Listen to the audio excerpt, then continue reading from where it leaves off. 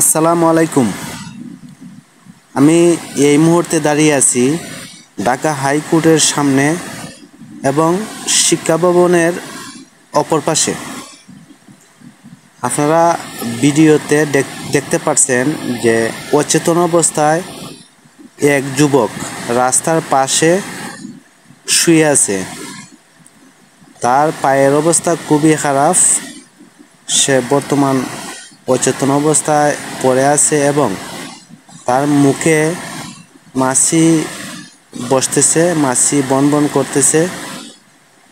আমি এই ভিডিওটা করার কারণ হচ্ছে যে আমাদের দেশে যারা সচ্ছল ফ্যামিলি এবং পরিবার আছে, তারা যদি এই সমস্ত লোকের পাশে দাঁড়াইতো, তাহলে আজ আমাদের দেশে রাস্তার পাশে এইভাবে পড়ে থাকতো না অচেতন অবস্থায়।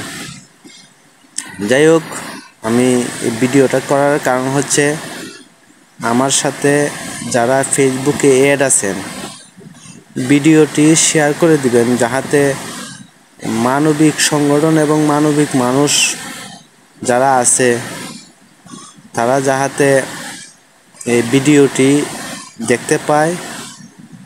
আর ঢাকা হাইকোর্টের সামনে অর্থাৎ ঢাকার এরিয়ায় যারা আছে বা মানবিক সংগঠন যারা আছে, যদি ভিডিওটি পর্যাপ্ত পরিমাণ শেয়ার হয় তাহলে তাদের কাছে যদি পৌঁছে, তাহলে এই যুবকের নতুন জীবন ফিরে পাবে। যুবক দেখেন একদম তরুণ, সে যদি আবার নতুন জীবন ফিরে পায়, সুন্দরভাবে আমাদের মতো চলতে পারে, আল্লাহ তাআলা রাব্বুল আলামিন যাহাতে তাকে সেই ব্যবস্থা করে দেন, এটাই কামনা এবং প্রার্থনা। আর ভিডিওটি সবাই শেয়ার করে দিবেন। ভালো থাকেন, সুস্থ থাকেন। আসসালামু আলাইকুম।